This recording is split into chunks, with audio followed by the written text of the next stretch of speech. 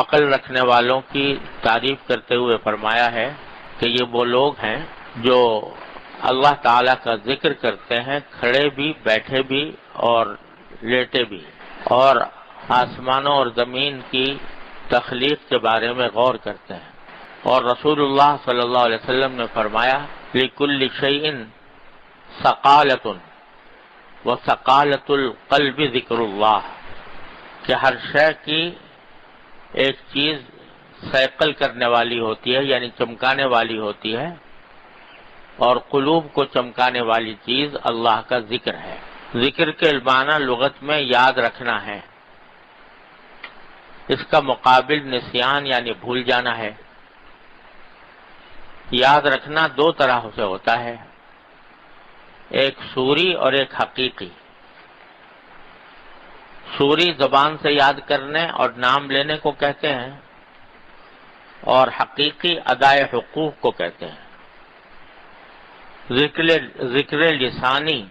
یعنی زبان سے یاد کرنا بھی ذکر اللہ کا ایک فرض ہے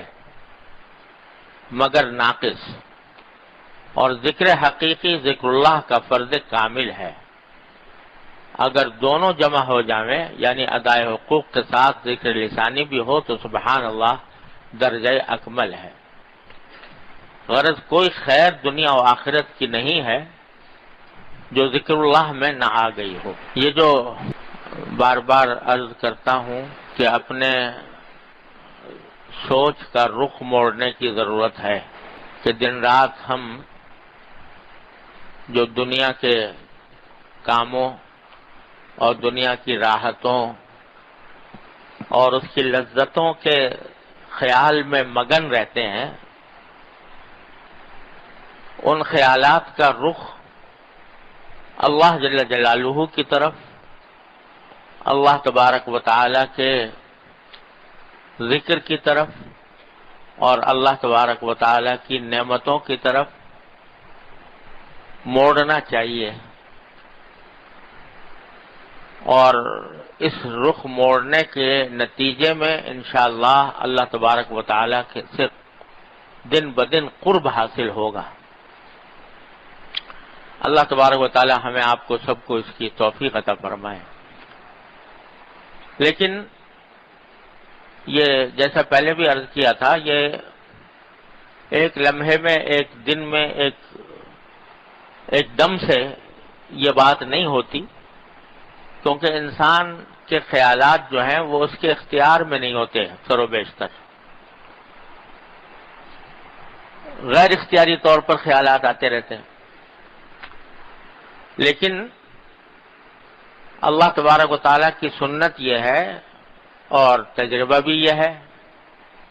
کہ جس چیز کی اہمیت زیادہ ہوتی ہے اور جس سے محبت زیادہ ہوتی ہے اس کا خیال زیادہ آتا ہے۔ اگر انسان کو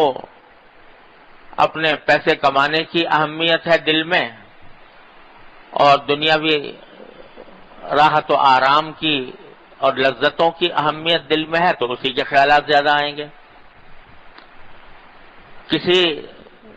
شخص سے، کسی ذات سے، کسی کام سے، کسی چیز سے محبت ہے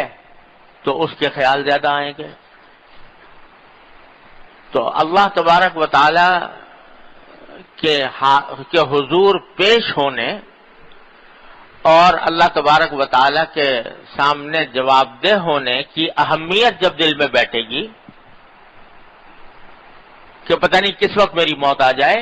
کس وقت میری آنکھ بند ہو جائے، کس وقت میں قبر میں پہنچ جاؤں، کس وقت میں اللہ تبارک و تعالی کے حضور حاضر ہو جاؤں، جب اس بات کی اہمیت دل میں آئے گی کہ آخرت زیادہ اہم چیز ہے بنسبت دنیا کے، دنیا کا کچھ پتہ نہیں کتنے دن کی ہے،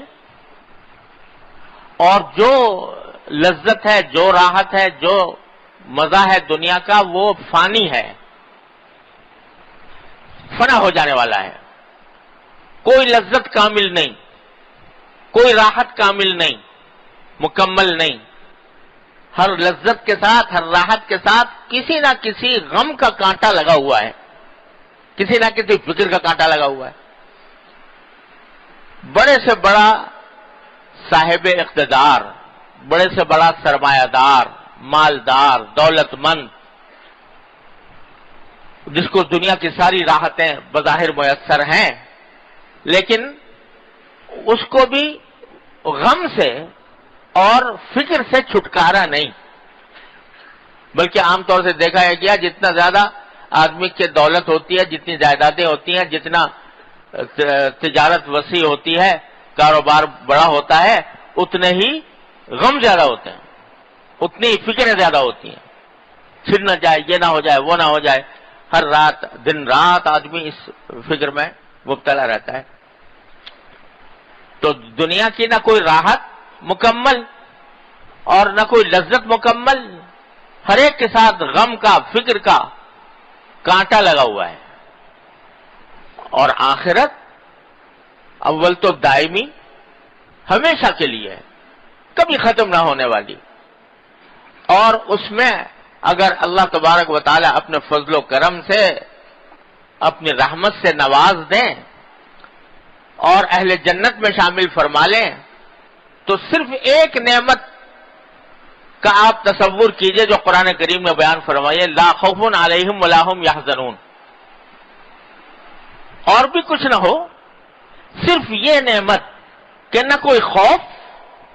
آئندہ کا کوئی خوف نہیں، یہ ہو جائے گا وہ ہو جائے گا، کوئی فکر نہیں، خوف نہیں، ولا هم یحزنون، اور نہ کبھی غم ہے کہ پیچھے کیا ہوا تھا کیا نہیں ہوا تھا، سب غم مٹ گئے، سارے خوف مٹ گئے، اور کچھ بھی نہ ہو تو انسان کا خوف اور غم سے خالی ہو جانا یہ اتنی بڑی عظیم نعمت ہے کہ آج ہم اس کی کا تصور بھی نہیں کر سکتے۔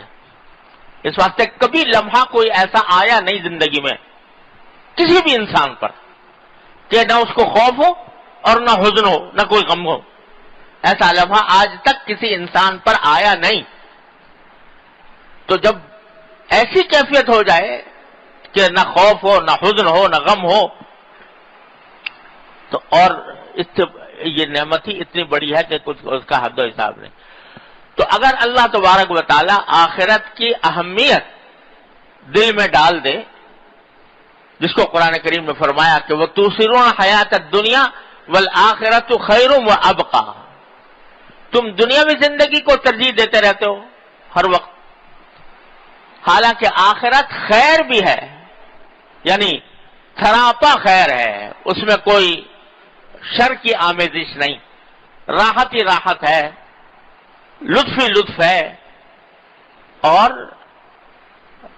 لذت ہی لذت ہے، وہ خیر بھی ہے، وہ ابقا، اور پائیدار بھی ہے کہ ہمیشہ رہنے والی، کبھی ختم نہیں ہونے والی۔ تو اللہ تبارک و تعالیٰ اپنے فضل و کرم سے آخرت کی اہمیت اگر دل میں بٹھا دے تو پھر جس چیز کی اہمیت ہوتی ہے اس کا خیال بھی زیادہ آتا ہے کہ اس کو میں درست کروں، اس کو بہتر کروں۔ دوسرے، محبت، اللہ جل جلالہ اپنے فضل و کرم سے اپنی محبت عطا فرما دیں، اور دعا مانگتے رہنا چاہیے کہ اللہ اپنی رحمت عطا، اپنی محبت عطا، اللہم ارزقنی حبک وحب من یحبک، اے اللہ اپنی محبت عطا فرما، اور جو آپ سے محبت کرتے ہوں ان کی محبت عطا فرما۔ تو محبت اللہ تبارک و تعالی عطا فرما دے تو جس چیز کی محبت ہوتی ہے اس کا خیال زیادہ آتا ہے، اس کا خیال زیادہ آتا ہے۔ تو اس لیے دو چیزیں ضروری ہیں اپنے خیالات کا رخ تبدیل کرنے کے لیے، ایک آخرت کی اہمیت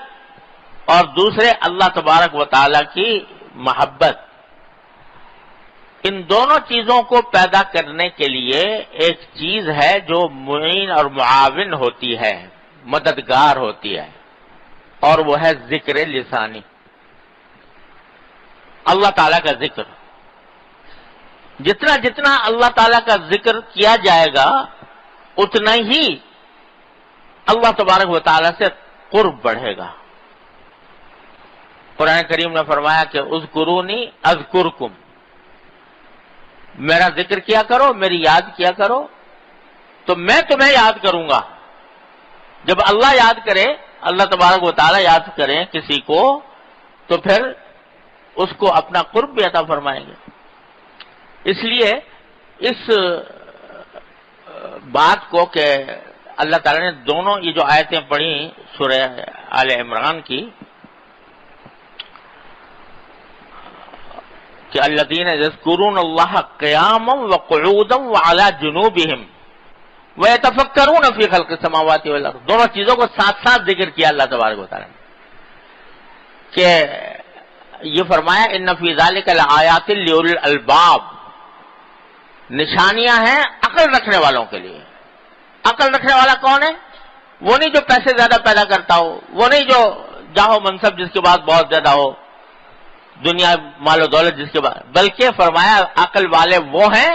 الذین یذکرون اللہ قیاما وقعودا وعلی جنوبہم، جو اللہ تعالیٰ کا ذکر کرتے ہیں کھڑے بھی، بیٹھے بھی، لیٹے بھی. وَيَتَفَكَّرُونَ فِي خَلْقِ السَّمَاوَاتِ وَالْأَرْضِ، اور غور کرتے ہیں آسمان و زمین کی تخلیق میں کہ یہ اللہ تعالیٰ نے بیکار پیدا. ربنا ما خلقت هذا باطلا، پروردگار یہ چیزیں، یہ آسمان، یہ زمین، یہ چاند، یہ سورج، یہ ہوائیں، یہ سمندر، یہ پہاڑ، یہ پوری کائنات، یہ آپ نے بے فائدہ پیدا نہیں کر دی، ویسے ہی لغو پیدا نہیں کر دی، بیکار پیدا نہیں کر دی، بلکہ اس لیے پیدا کی ہے تاکہ اس کے ذریعے ہم جنت کی ابدی زندگی حاصل کریں. یہ سوچتے ہیں، یہ تفکرون فی خلق، تو فکر، سوچنا اور ذکر، یعنی اللہ تبارک و تعالیٰ سے ذکر کو پہلے ذکر کیا، فکر کو بعد میں، کہ جب آدمی ذکر کرتا ہے اور کثرت سے کرتا ہے، چلتے بھی، پھرتے بھی، کھڑے بھی، بیٹھے بھی، لیٹے بھی، تو اس کے نتیجے میں اللہ تبارک و تعالیٰ اس کے اندر فکر بھی پیدا فرما دیتا ہے، سوچ اس کی تبدیل ہو جاتی ہے، وہ سوچ کی طرف، سوچ اس کی آخرت کی طرف مڑ جاتی ہے، اللہ تبارک و تعالیٰ کی طرف مڑ جاتی ہے. اس لیے ذکر جو ہے یہ ایک زینہ ہے اس منزل تک پہنچنے کے لیے. ذکر سے میری مراد ذکر لسانی ہے. حضرت نے یہاں فرمایا کہ ذکر کی دو قسمیں ہیں، ایک ذکر لسانی یعنی زبان سے ذکر کرنا، اور ایک ذکر قلبی یعنی قلب سے ذکر کرنا. زبان سے ذکر کرنے کے معنی تو یہ ہے کہ کوئی نہ کوئی ایسا اللہ تبارک و تعالیٰ کا آدمی نام لیتا رہے، اللہ تعالیٰ کی تعریف میں جو کلمات ہیں، سبحان اللہ، الحمدللہ، لا الہ الا اللہ، یہ کلمات زبان پر اس کے آتے رہیں. اور ذکر قلبی کے معنی یہ ہے کہ اس کا دل اللہ تبارک و تعالیٰ کی طرف لگا ہوا ہو، اور اس کا مظاہرہ اس طرح ہوتا ہے کہ جتنے اس کے ذمہ حقوق ہیں سب ادا کرے،